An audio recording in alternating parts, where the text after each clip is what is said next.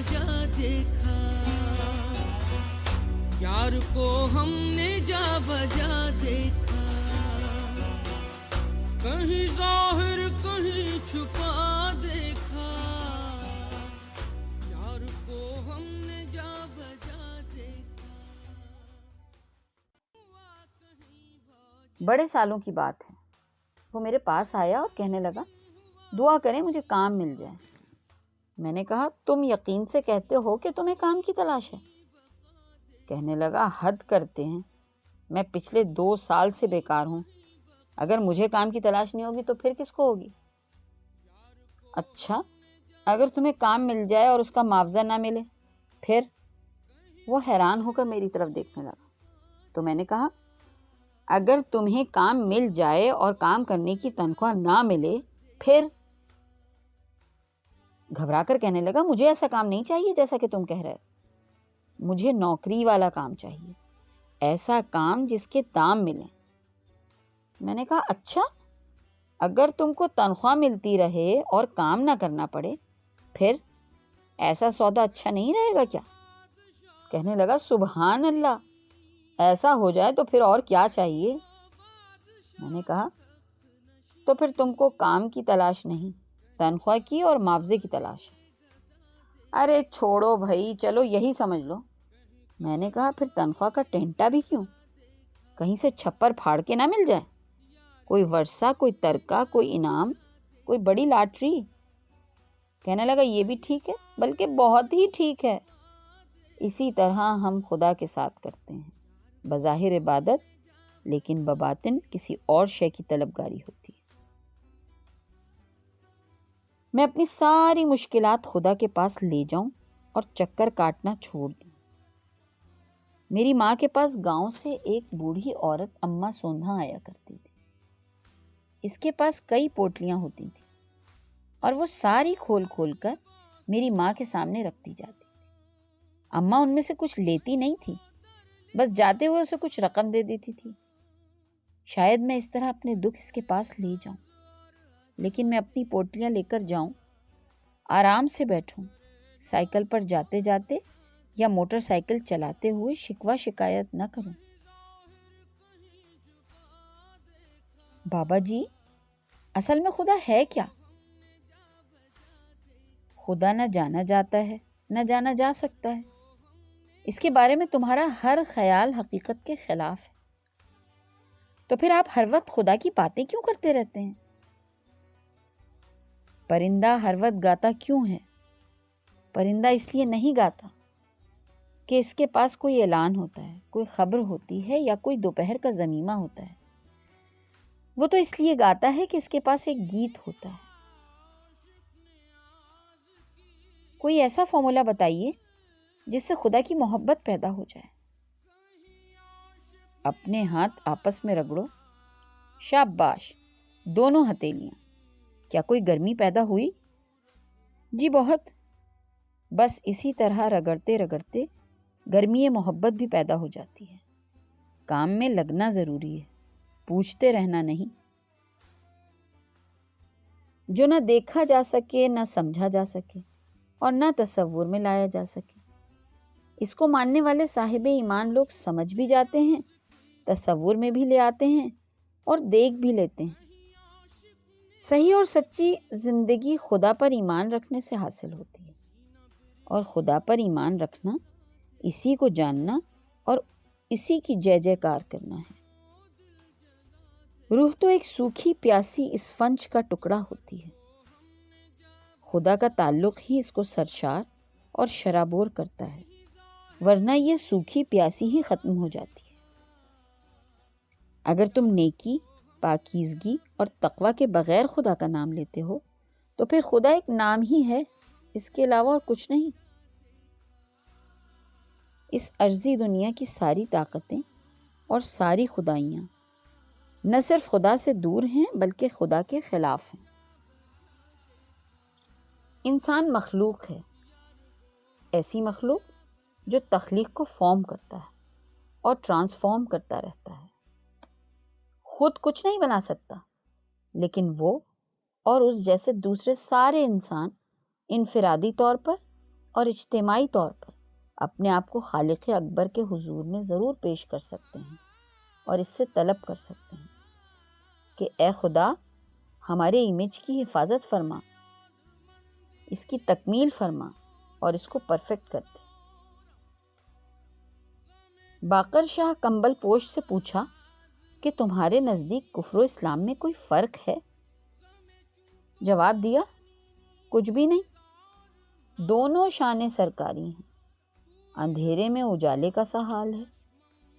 پوچھا تم کس طریقے پر ہو؟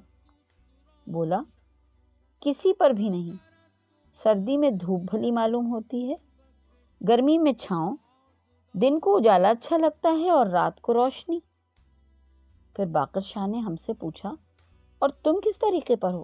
میں نے کہا صاف ظاہر ہے کہ ہم لا الہ الا اللہ محمد الرسول اللہ میں شریک ہیں، لیکن باطل کا حال معلوم نہیں کہ کون ہے اور کیا ہے۔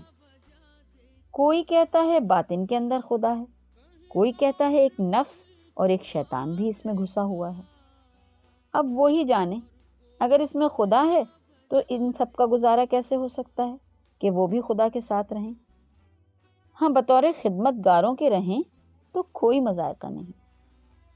ایک وقت میں انسان خدا سے ناآشنا ہوتا ہے، پھر کسی لمحے پوری آشنائی حاصل کر سکتا ہے، ایک کے ساتھ اکمک ہو جاتا ہے۔ کبھی تو اس کا علم ہوتا ہے اور کبھی نہیں ہو پاتا۔ جب کوئی شخص پوری سرخوشی میں ہوتا ہے تو وہ اس کو چیزوں سے، دولت سے، جائیداد سے، ترقی سے منسوب کرتا ہے، لیکن ایک وقت ایسا بھی آتا ہے کہ یہ سب کچھ ہوتے ہوئے بھی وہ ملول اور رنجیدہ ہو جاتا ہے۔ تو معلوم ہوا کہ چیزیں اور ترقیاں اور دولت اور ہونا انسان کو خوش نہیں رکھتا۔ جب وہ سوتا ہے تو یہ ساری چیزیں اس کے تصرف میں نہیں ہوتی۔ جس طرح باپ بچے کو ہوا میں اچھالتا ہے اور پھر پکڑ لیتا ہے، پھر اچھالتا ہے اور پھر پکڑتا ہے۔ ہوا میں بچہ ڈرتا ہے، سہمتا ہے اور بازو میں واپس آنے پر یقین اور آسائش سے ہمکنار ہوتا ہے۔ کچھ یہی حال خدا سے آشنائی کا اور نا آشنائی کا ہے، بازوؤں میں آنے کا اور بازوؤں سے نکل جانے کا ہے۔ میں اس کو روم میں بھی ایسے ہی پاتا تھا۔ خالی کے اندر سامع نا آشنا ہوتا ہے اور سامع پر آشنائی کے اندر داخل ہو جاتا ہے۔ یہ خالی اور سامع، آشنائی اور نا آشنائی، کبھی ہونا اور کبھی نہ ہونا، ویسا ہی خطرناک کھیل ہے جیسا سرکس کا کرتب باز سب سے اونچی پینگ پر ہلارے لے لے کر کیا کرتا ہے اور اپنی جان جوکھوں میں ڈالتا ہے۔ بڑی موسیقی وہ ہے جو موسیقار کی روح سے ہم آہنگ کرتے ہیں، اس کی آواز، اس کی لے یا اس کے زن سے نہیں، اس کے اندر جو گزر رہی ہے اس سے آگاہ کرتے ہیں۔ دیکھیں ناچ، ادھم، بھنگڑا تو کسی بھی بیٹ پر ہو سکتا ہے اور ہو جاتا ہے، لیکن لوگ حیران ہو کر سوچتے ضرور ہیں کہ نصرت فتح علی کی موسیقی پر میں کچھ آشنا سا ہو جاتا ہوں۔ کس سے؟ کون سے؟ وہ کون ہے جو موسیقی سے اگلے پالے پر بیٹھا ہوتا ہے؟ ایک سیکنڈ کے لیے خدا کو پا جانا بڑے سے بڑے گناہ کو دھو دیتا ہے، بڑی سے بڑی بیماری کو دور کر دیتا ہے، ساری مصیبتیں کاٹ دیتا ہے، لیکن شرط یہ ہے کہ خدا کو پانے کا لمحہ ہو۔ خدا کے بارے میں باتیں کرنے کا یا اس کے وجود کو ثابت کرنے کا یا واز کرنے کا موقع نہ ہو۔ کیا مچھلی کوشش کر کے، یاور تلاش کر کے اور تحقیق کر کے پانی کو کھوجتی ہے؟ کیا عقاب غوطہ مار کر ہواؤں کو تلاش کرتا ہے؟ نہیں، مچھلی تو ہوتی ہی پانی میں ہے، عقاب اڑتا ہی ہوا میں۔ کیا ہم مطالعہ کر کے خدا کو تلاش کرتے ہیں؟ بالکل نہیں، ہم تو ہوتے ہی خدا میں ہیں۔ کیا اس کا فضل ہم دعا کر کے حاصل کرتے ہیں؟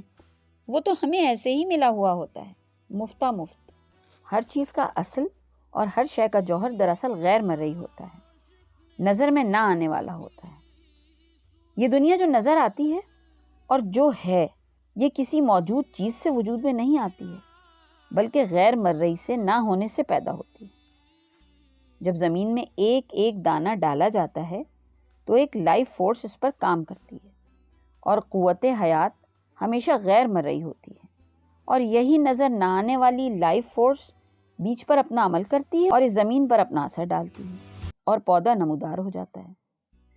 پتے، شگوفے، پھول اور پھل سامنے آ جاتے ہیں۔ کوئی اس کو قدرت کہتا ہے، کوئی نیچر، کوئی قوت حیات، لیکن اصل میں یہ خدا ہے۔ یہ طاقت، یہ قانون، یہ اصول، یہ دراصل خدا ہی ہے۔ انسان کے اندر خدا کی محبت خدا ہی ہوتی ہے۔ ایک نقطہ اٹھا لو تو سطر یعنی لائن ختم ہو جاتی ہے۔ اسی طرح خدا کو ختم کر دو تو سارے جاندار ختم ہو جاتے ہیں۔ لیکن یہ الٹ نہیں ہو سکتا کہ جاندار ختم کر لو تو یہ کبھی خیال نہ کرنا کہ تمہاری اپنی دانش آگے بڑھ کر خدا کا احاطہ کر لے گی اور اس کی ذات متعین کر جائے گی۔ ایسا نہیں ہے، بلکہ جب خدا تم کو ربانی خصائص سے بہراور کرے گا تو کسی بیرونی روشنی کی ضرورت نہیں رہے گی۔ بیرونی اور قدرتی روشنی کو یکسر ختم ہونا پڑے گا تاکہ خدا کا اپنا نور، تمام کامل نور تمہارے اندر منور ہو سکے۔ اس دنیا میں کہیں بھی خدا نہیں مل سکتا۔ وہ اپنے وجود اور اپنے تصور سے ماورا ہے۔ اس کی حقیقت زمان اور مکان میں نہیں ہے۔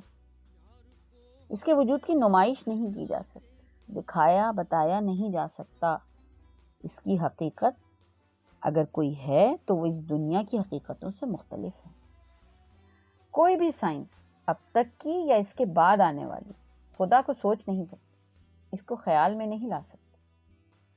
کوئی کوگنیٹو ذات بحث کا نہ تو احاطہ کر سکتی ہے اور نہ ہی اس کو بیان کر سکتی ہے۔ حق تو یہ ہے کہ علم کے اندر کوئی خدا نہیں ہے، کہ علم اس کا متحمل ہی نہیں ہو سکتا۔ کہیں عاشق نیاز کی صورت، کہیں عاشق نیاز کی صورت، سینہ بریاں دل جلا دیکھا،